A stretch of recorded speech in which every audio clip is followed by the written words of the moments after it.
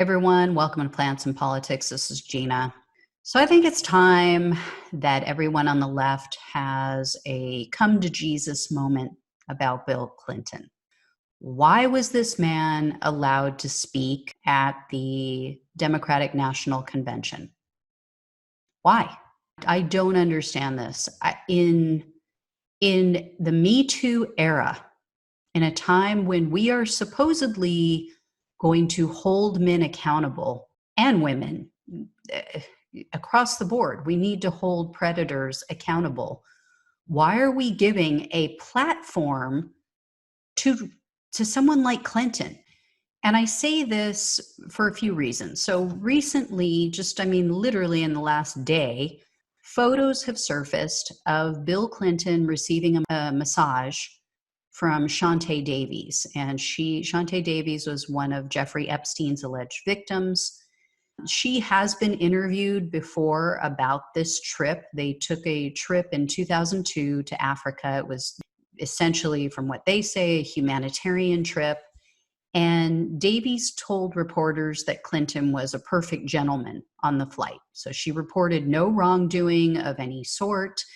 Also on that flight were actors Kevin Spacey and Chris Tucker. So Davies said nothing nefarious, nothing illegal, untoward took place on that specific trip. And she said in an interview that she even wondered if these people knew about what Epstein was up to and what he all took part in, he and Maxwell. And apparently Maxwell was the one who urged her to give the neck massage to Bill Clinton. We should also point out that Shantae Davies was 22 when this took place. So yes, Bill Clinton was quite older than she was, but she was a legal adult at this point. So let's put all that aside. We already know that Bill Clinton has been accused of sexually assaulting multiple women, including Juanita Broaddrick. I personally believe her. I believe her story. She alleges that he raped her, and there are other women who with similar accusations. And then, of course, there was his infamous affair in the White House while he was president with Monica Lewinsky. And then there are two witnesses who place Clinton on Epstein's Island. And Clinton flat out denies ever being there. Why? I mean, if he's done nothing wrong, then you say, yeah, I've been there, but I didn't do anything wrong. But he's flat out denying he's ever been there. But yet he shows up on the flight logs. There's two witnesses who say they personally saw him there. They didn't see him doing anything wrong. So which leads me to believe that they're telling the truth, because if they were just trying to implicate him, if they were just trying to make him look bad, they would say, if they were lying, they would say that they saw him doing something. But they didn't. They just said that they saw him on the island, that he was talking with Epstein. Now, what's unfathomable to me is that Clinton didn't know what was taking place. I mean, anyone who has ever been interviewed or talked about Epstein talks about seeing these young girls all over the island at his homes. And there was common knowledge. It literally was common knowledge that this man was a child trafficker, that he was a pedophile. I mean, how anyone like Bill Clinton would not have known that. So what are you hanging around with this guy for? So can we all just agree? Bill Clinton is a pig. I definitely have for many, many years supported the Democratic Party. But even all the way back then, when I was in my 20s, I believed that Bill Clinton should have been removed from office. You either have morals, you either are a person of character, or you're not. And can people make a mistake? Yes, but you don't keep repeating the mistake. You don't keep making mistakes over and over again. And when you do, you come forward, you apologize, and then you change your behavior. He hasn't.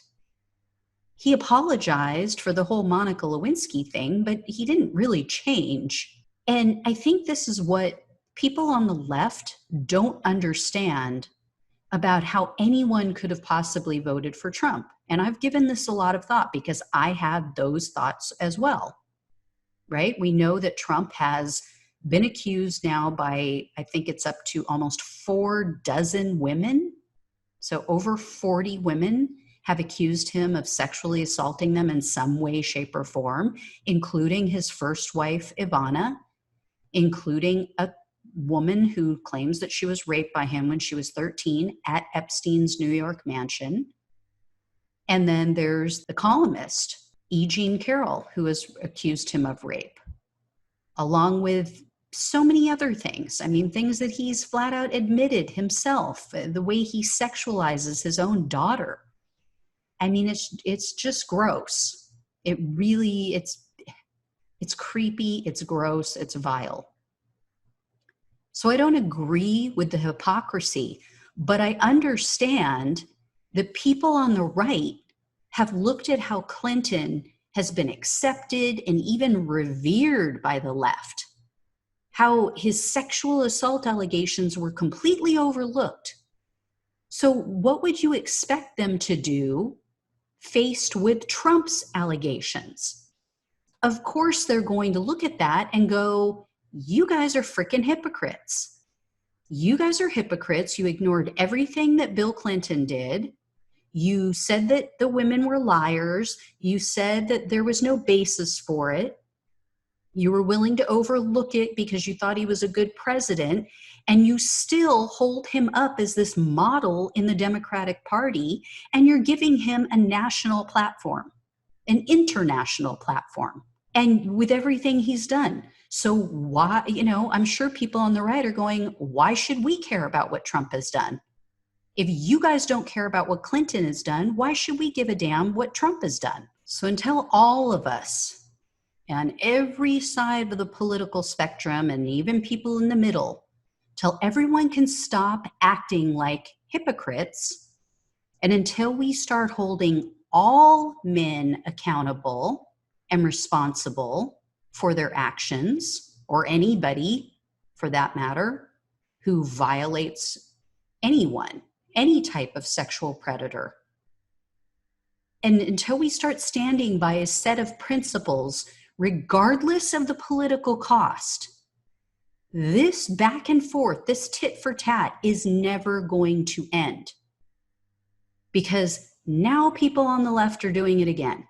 Now they're saying, well, you guys elected Donald Trump. You guys on the right overlooked all of the stuff that Trump has done to women. So why should we care if Joe Biden is accused of acting inappropriate?